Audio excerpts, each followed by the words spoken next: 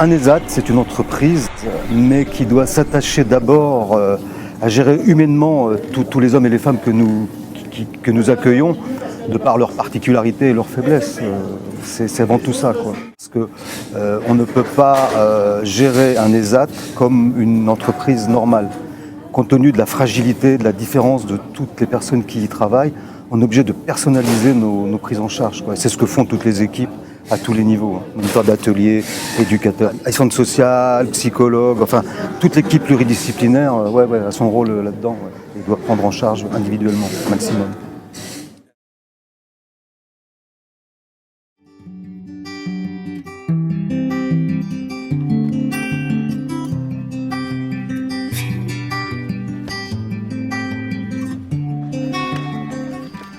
Ça vaut 2 ans sur l'ESAT. J'ai travaillé avec des autres mains. Ça me plaît. Les bonnes ambiances.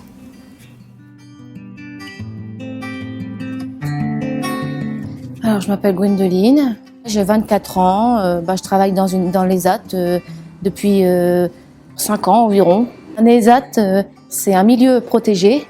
On se fait aider des responsables qui nous aident pour le travail et tout. C'est pas comme un milieu ordinaire. Un milieu ordinaire, c'est à toi de gérer, de savoir qu'est-ce que tu dois faire, qu'est-ce qu'il y a à faire.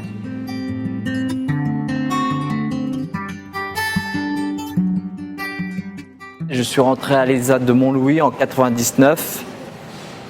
J'ai fait un premier stage en 99 en menuiserie. Après, j'ai fait un essai de 3 mois d'embauche. Et après, j'ai été définitivement embauché en menuiserie.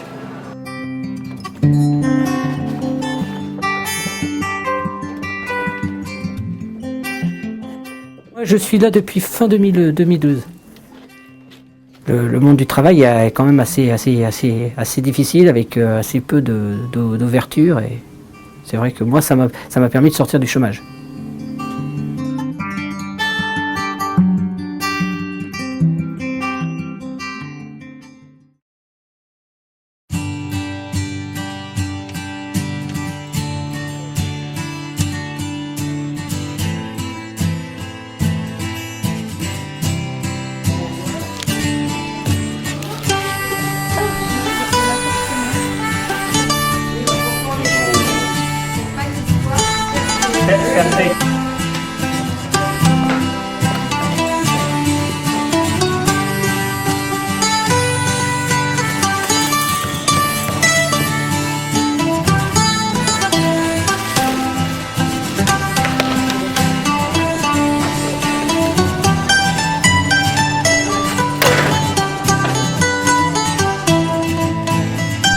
Alors, nous développons des prestations de services en entreprise par la mise en place d'équipes encadrées par des moniteurs. Cela contribue à l'intégration des travailleurs en milieu ordinaire, même pour les moins autonomes.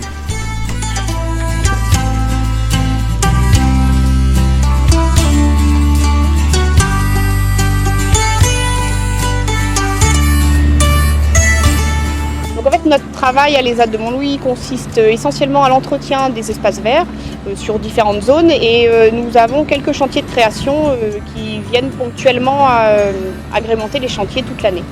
Et alors on a toujours eu des demandes en jardin espace vert. Maintenant, ça se professionnalise de plus en plus de par l'acquisition des machines, de l'outillage. On s'adapte aussi à toute la législation.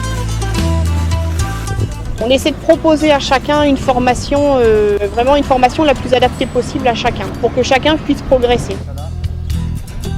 Les gens ont toujours un doute sur ce dont sont capables nos travailleurs, donc c'est à nous de vendre notre travail et de vendre leurs capacités, leurs compétences en fait.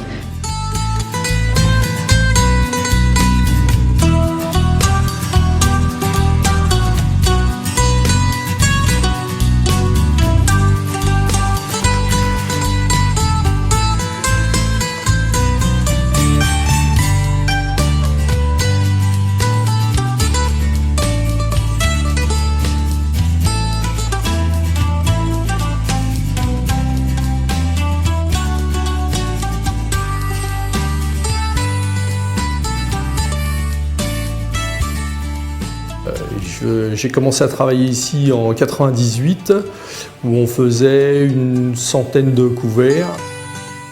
On fait actuellement 650 couverts avec 25 personnes et 6 encadrants. Il y a 100 couverts au self en liaison chaude, 250 couverts pour les ADMR en individuel et le reste pour des collectifs et de nos foyers et des entreprises privées. On s'est rendu compte au fil des années que la restauration c'est un très bon support parce qu'on peut employer diverses personnes avec plus ou moins des pathologies plus ou moins importantes.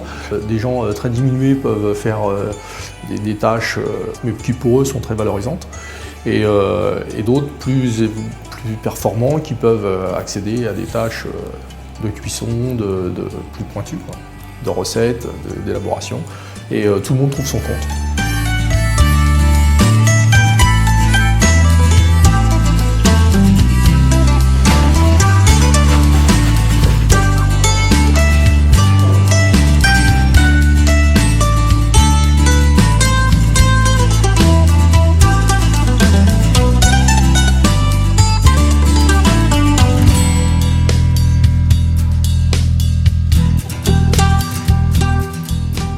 Depuis mon arrivée à l'ESAT, depuis une trentaine d'années, nous nous sommes modernisés.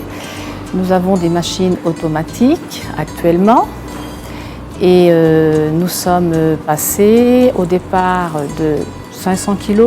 Aujourd'hui, nous sommes à peu près à 1,6 tonne, voire un peu plus pour l'été. Nous travaillons essentiellement pour les maisons de retraite, les hôpitaux, les écoles, les mairies, les hôtels et les autres ESAT et les foyers de l'ADAPI de chez nous.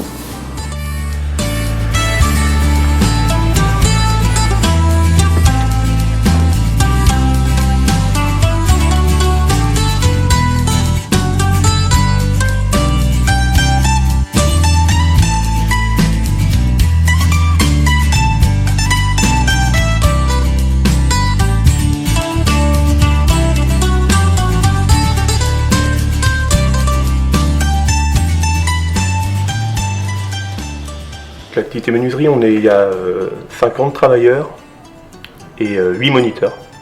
Et on se positionne en sous-traitance d'entreprises d'agencement et aussi de sociétés qui ont besoin d'équipes de menuiserie, faire des ouvrages menuisiers. On les initie de plus en plus à l'approche informatique en fait. Et on a d'agréables surprises en fait. Sur notamment la manipulation des programmes, la compréhension, en fait, la logique d'esprit sur l'approche informatique. Le contrat entre nous, c'est comment tu peux faire, mais tu attends notre aval pour lancer. Donc que ce soit sur les machines classiques, traditionnelles de travail du bois ou sur des machines assistées par l'informatique, on les laisse en autonomie. Par contre, on valide avant de lancer la production. L'atelier menuiserie, c'est un des ateliers qui est le plus concerné sur les mises à disposition à l'extérieur. On a réussi à trouver dans le milieu ordinaire des missions pour nos travailleurs, des mises à disposition en fait, qui sont en adéquation avec ce qu'on fait dans l'atelier. On a une activité donc scie à panneaux et cette activité-là, elle est aussi présente dans des grandes surfaces de bricolage. Et donc on a un équivalent temps plein réparti sur 3 travailleurs où ils sont sur l'activité des coupes bois et verre. J'y suis pendant 2 semaines et je suis à l'ESAT pendant 4 semaines. À l'ESAT de Montlouis, on est dans un atelier mais on n'a pas le contact avec les clients. Donc pour moi c'est mieux d'être à l'extérieur de l'ESAT, complètement.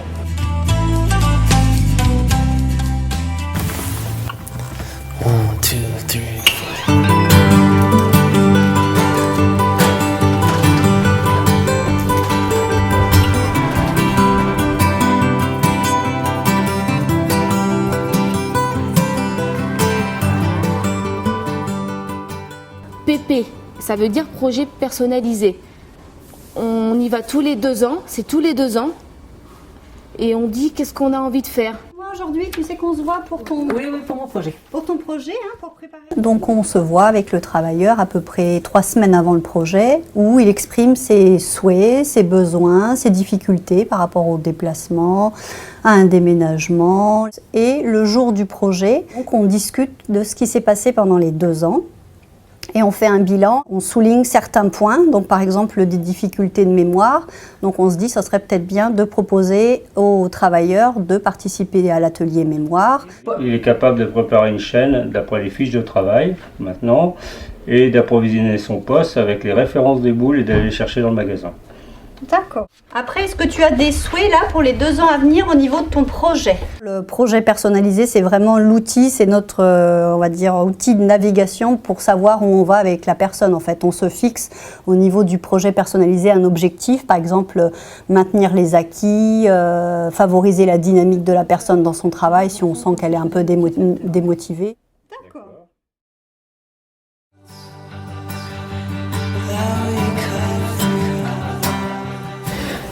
Chaque travailleur, donc sur un temps plein, il a droit à 3 heures d'activité de soutien par semaine, auxquelles s'ajoutent des activités de soutien plus à caractère professionnel en lien avec son poste de travail. Le sport, c'est un moyen pour permettre aux travailleurs de s'épanouir. Voilà. Sur plein de domaines, au niveau physique, au niveau psychosocial. Maintenant, il n'y a pas que ça, effectivement. On essaye de proposer tout un panel d'activités qui répond aux besoins des travailleurs. Donc on a pour le bien-être, plus exactement, on a une socio-esthéticienne qui vient une fois par semaine nous proposer des soins et de la détente dans une salle effectivement dédiée à cela. On a aussi une art thérapeute qui est là, qui propose des activités autour des arts plastiques.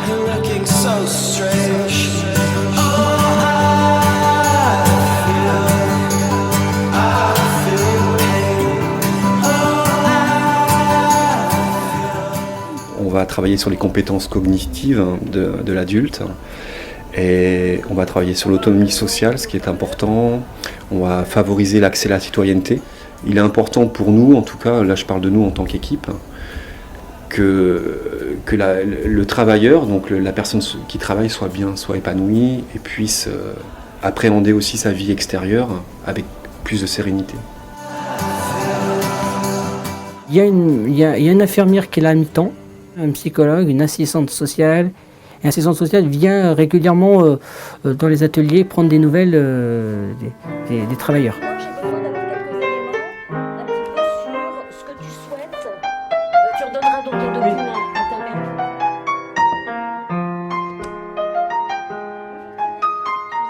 Ensemble, s'il y a des choses que vous voulez que j'aborde pendant la réunion de projet personnalisé. C'est moi. Bonjour Justin. Ça va? Alors, qu'est-ce qui t'arrive? Dis-moi.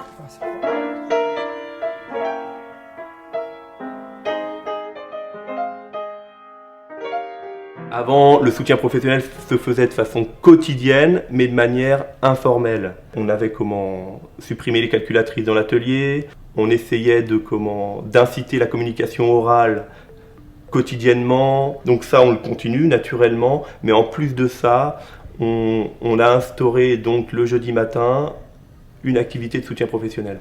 Et ça a abouti en fait à la réalisation d'un fascicule qui explique la signification des pictogrammes bleus, des pictogrammes d'obligation.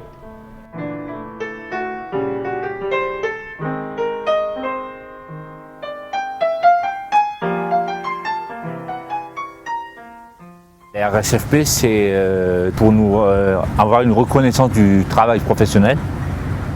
Ça peut être un plus dans notre CV. C'est-à-dire qu'il y a eu un jury d'abord.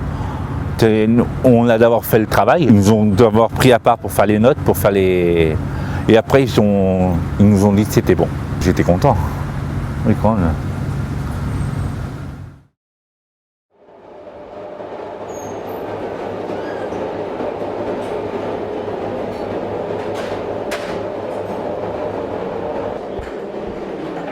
Nous sommes en partenariat avec l'ESAT depuis 10 ans maintenant, ça fait 10 ans.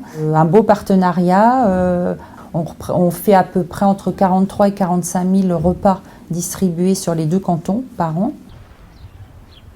Très bien, très satisfait, bonne réactivité, très bon travail dans l'organisationnel. Quand on a un contact avec les encadrants des équipes de terrain, il y a un bon retour.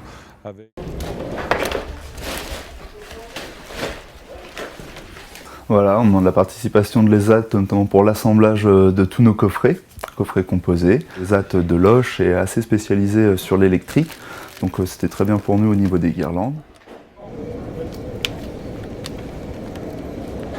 Je suis totalement satisfait de la qualité du travail qui est fait par le centre ESAT sur l'ensemble des produits que l'on donne à faire. C'est une très très belle organisation, très à l'écoute. On est en relation avec les personnes responsables de l'ESAT.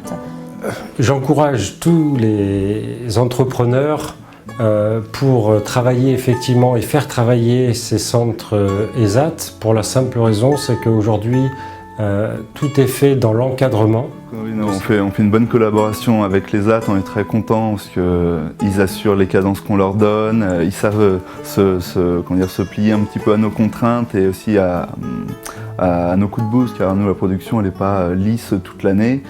Je dirais que des fois par rapport à certaines entreprises privées non protégées, des fois on a des meilleurs résultats. Donc non, c'est une belle structure.